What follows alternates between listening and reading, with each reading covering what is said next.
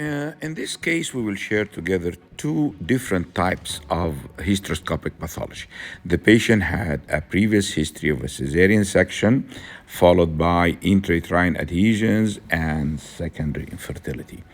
So, when we go through the cervical canal, we face this very viscid, thick, cloudy mucus, which is mixed with blood, and this is a characteristic of cesarean scar niche, or the famous name ismocele.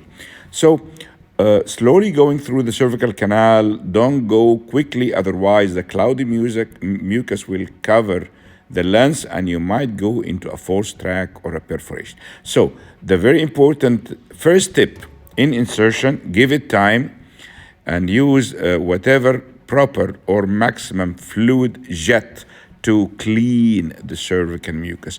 Direct the tip of the telescope toward the cervical glands, and that will help in squeezing the mucus out from the endocervical gland. It's very obvious here.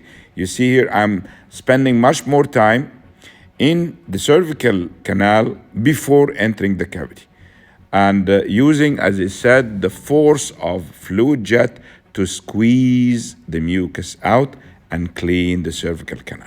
So slowly we do this procedure. Take it maybe a few minutes, like I'm doing here.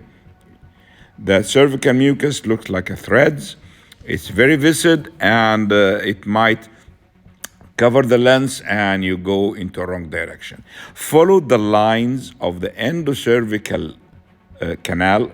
They look like tram line or railroad lines. This is your landmark or your guide to know the direction to the internal os. Approaching to the internal os, it's very dark because there is a lot of blood collection in the pouch of the caesarean scar defect. Here, you see that?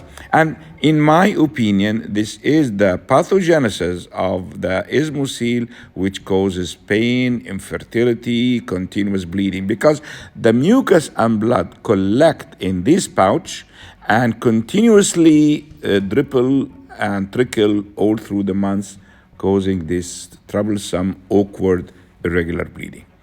And definitely it is like an obstacle for the sperm migration or going through the cervical canal to the cavity. Look at this.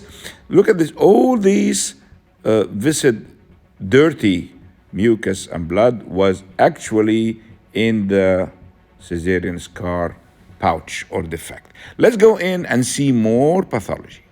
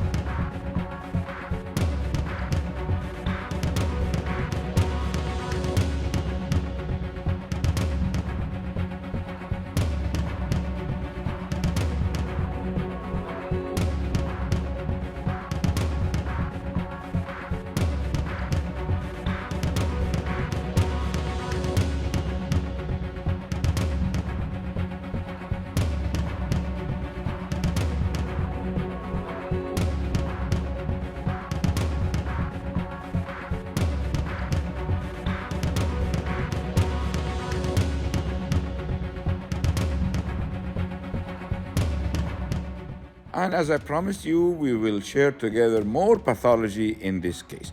So after cleaning the mucus and the blood inside the cavity, and this is achieved by an intelligent, judicious use of the inflow, outflow. Hysteroscopic surgery is not like laparoscopy. Laparoscopy, you have inflow and the outflow is suction. But here, don't do suction. If you apply suction, the walls will collapse. I know that it is a common teaching that suction to clean the cavity, but in my personal opinion, no. Just open the outflow and the negative flow of the fluid will clean the cavity.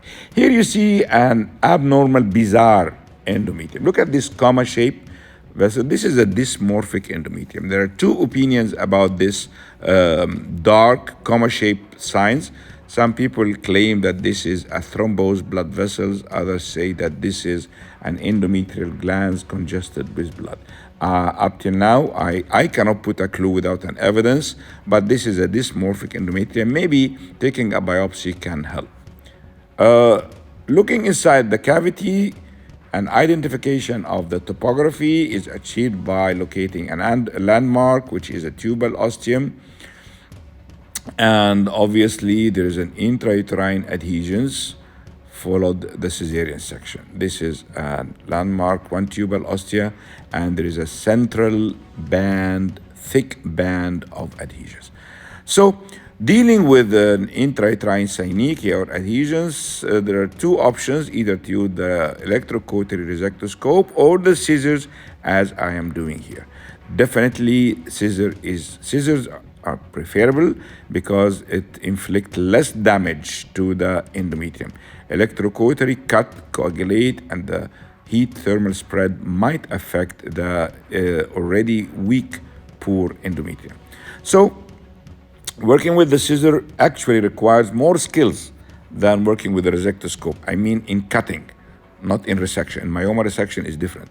So you have to train yourself how to work with the scissor by moving the scissor in and out to reach the pathology you want to cut, or fix the scissor and move by the whole system in and out. So people ask me, Osama, which way we do? Actually, you have to play both.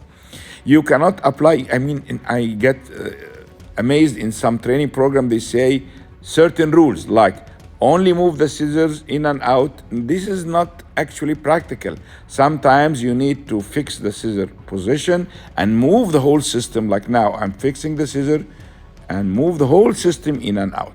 Also, you have to train yourself how to rotate the scissors. And this is by the hand grip. You have to see it to know how to do. To rotate the scissor, to adjust the direction of the blades in the proper direction, correct direction to cut the tissues.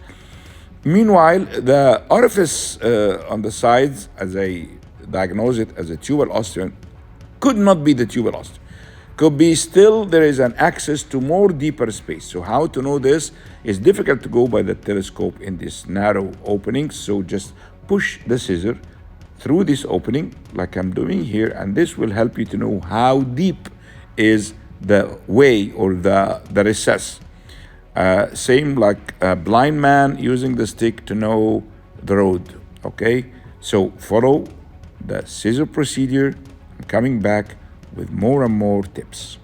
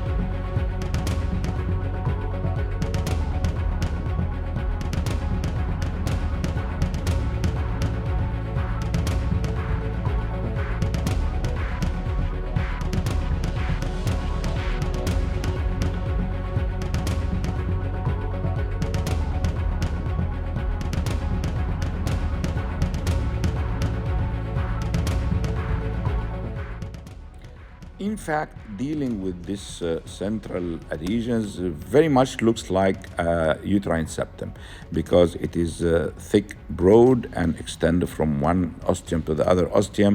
So the maneuver and the technique looks exactly like expansion or release of a uterine septum.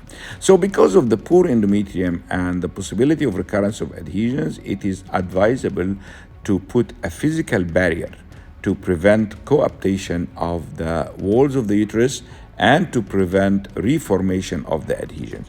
There's so many ways, like using an intrauterine device or gels or whatever, or a membranes, but I find that the Foley's balloon is the most optimum physical barrier, and I prefer to inflate the balloon under vision.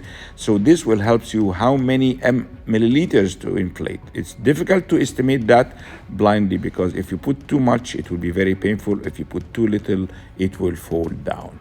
My dear friends, I hope that these tips and tricks help you to master intrauterine surgery. Osama Shawki from Cairo, Egypt.